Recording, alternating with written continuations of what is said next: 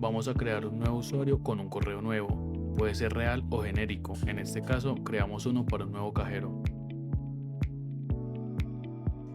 Ingresamos el correo y la contraseña.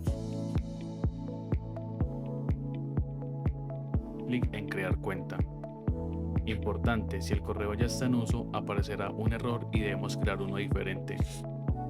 Ahora desde el correo administrativo vamos al módulo de administra, ingresamos a usuarios y en roles seleccionamos todos, así podremos visualizar todos los módulos.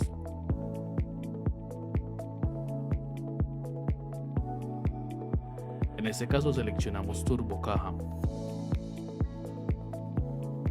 En la segunda columna ingresamos el correo que creamos anteriormente y hacemos clic en asignar.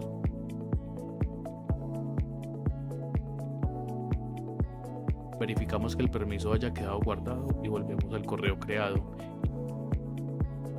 Y listo, ya tenemos turbo caja asignado al nuevo usuario.